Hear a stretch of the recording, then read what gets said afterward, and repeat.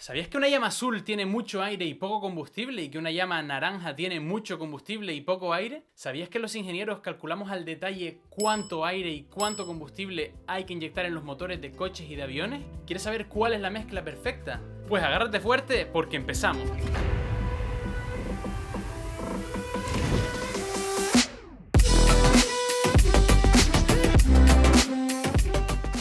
Bienvenidos a Encendiendo Propulsores. En el vídeo anterior te conté qué es el fuego y quedamos en que es el lugar donde las moléculas de combustible y las moléculas de oxígeno se encuentran y se chocan fuertemente. Estos choques energéticos hacen que se rompan las moléculas de partida y se formen moléculas nuevas, desprendiendo mucha luz y calor durante el proceso. Ahora vamos a dar un pasito más para entender por qué la mezcla es de vital importancia para todo en la combustión.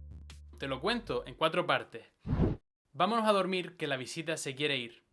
¿Qué quiere decir esto? Que si uno no quiere, dos no pelean. Que si se acaba el hielo, se acabaron los cubatas. Seguro que alguna vez has hecho el experimento del vaso y de una vela, ¿no? Pues lo hacemos ahora mismo.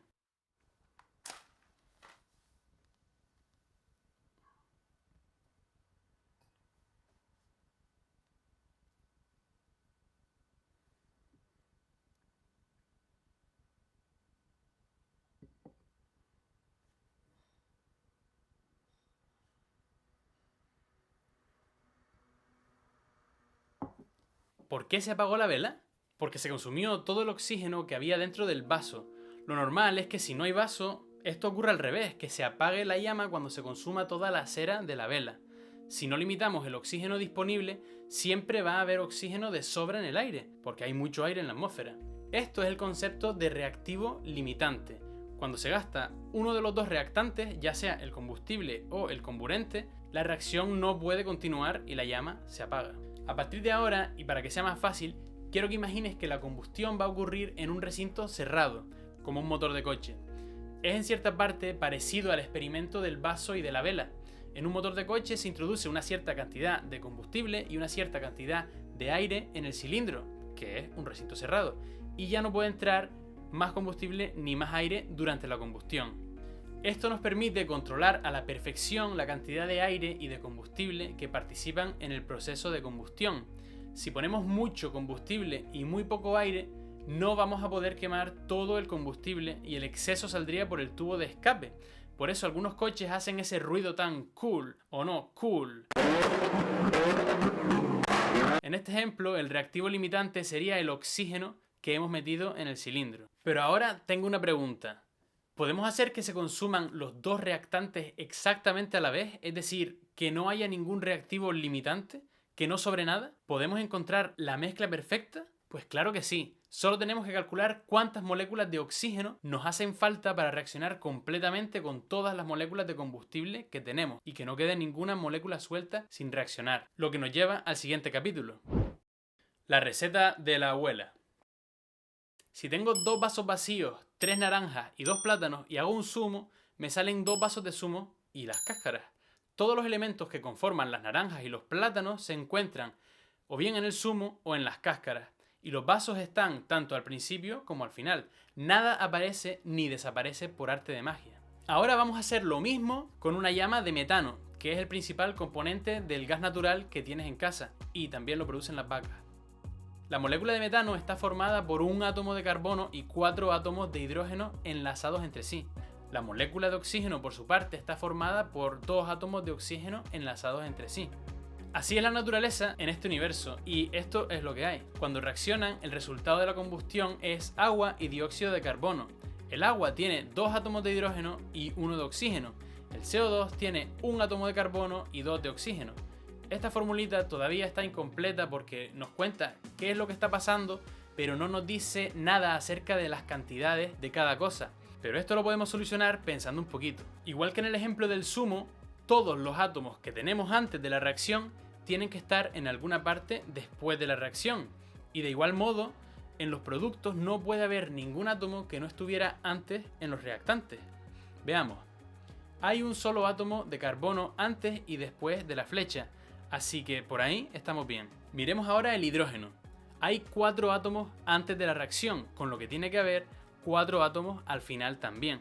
Entonces, para que esto tenga sentido, no nos queda otra que tener en realidad 2 moléculas de agua en vez de una en los productos cuando quemamos una sola molécula de metano. De esta manera ya tendríamos 4 hidrógenos en cada lado. Por último, si miramos los oxígenos, tenemos 4 átomos en los productos, 2 en la molécula de CO2 y 1 en cada molécula de agua, y hemos dicho que hay 2 moléculas de agua.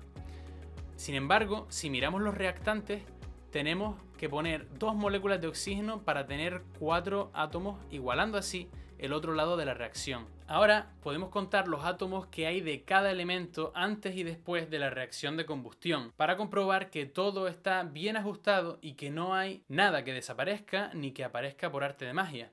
Esto que acabamos de hacer se llama ajustar la reacción. La reacción ajustada es como una receta de croquetas. Nos dice cuánto tenemos que poner de cada ingrediente. Fíjate, para que cada molécula de metano reaccione completamente necesitamos 2 moléculas de oxígeno y no una. En la vida real no podemos hablar de cuántos átomos hay que poner de cada cosa, así que tenemos que convertir las cantidades de la receta a masa o a volumen. Así pues, 16 gramos de metano necesitan 64 gramos de oxígeno para reaccionar completamente. ¿La mezcla perfecta?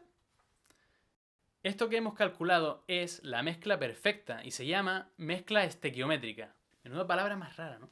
Yo le hubiera puesto mezcla chachi. Si hablamos de fuego, esta proporción tiene unas características que la hacen muy especial, pero esto lo vamos a ver al final del vídeo. ¡Perfecto! Tenemos ante nosotros el secreto de la receta del fuego. Entonces, ¿ya está? Pues sí y no, porque ya te digo yo que no todos los fuegos son estequiométricos.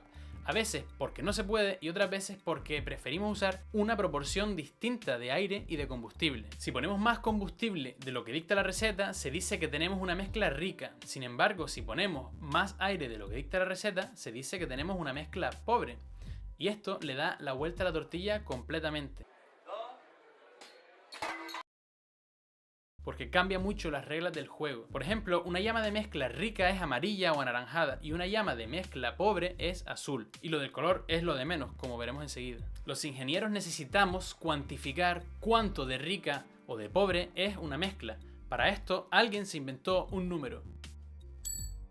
Su nombre es el dosado. Los franceses lo llaman riqueza y en inglés se llama equivalence ratio. Si vale 1, la mezcla es estequiométrica. Si es mayor que 1, la mezcla es rica. Y si es menor que 1, la mezcla es pobre. Este parámetro es uno de los más importantes para un ingeniero de combustión, ya que determina casi todo lo que va a ocurrir dentro de la llama. Pero, ¿qué pasa exactamente dentro de la llama?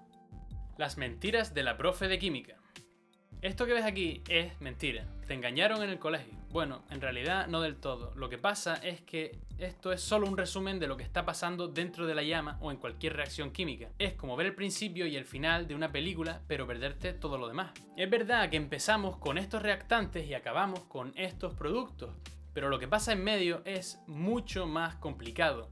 Es una larga lista de pequeñas reacciones intermedias entre moléculas, iones y especies atómicas que van apareciendo y desapareciendo dependiendo de cómo chocan entre sí. Y todas estas reacciones son el camino para llegar desde aquí hasta aquí. Este camino lo estudian la cinética química y los mecanismos de reacción. Lo curioso es que dependiendo de cómo sea nuestra mezcla, rica o pobre, algunas reacciones intermedias van a verse más favorecidas que otras. Así pues, el camino para llegar desde los reactantes a los productos va a ser diferente, produciendo un efecto final distinto. Por ejemplo, en una mezcla muy rica o mal mezclada, parece lógico pensar que algunas moléculas de combustible no encontrarán moléculas de oxígeno para reaccionar y se pondrán muy tristes. Después de un tiempo, este combustible recalentado puede convertirse en hollín muy caliente, que es el humo negro. Y resulta que el hollín muy caliente es incandescente y emite una luz muy intensa de color anaranjado. ¡Anda! ¿Así que es esto lo que le da ese color característico al fuego? Pues sí. Por otro lado, las llamas de mezcla pobre bien mezclada, donde hay mucho oxígeno disponible, no son naranjas porque no emiten hollín. Son azuladas como las del fogón de la cocina. Y los responsables de este color son compuestos intermedios como el radical CH. Como ves, la calidad de la mezcla es súper importante. Controla cosas como la formación de contaminantes, la temperatura del fuego y la velocidad de llama. Esto lo veremos en el próximo vídeo.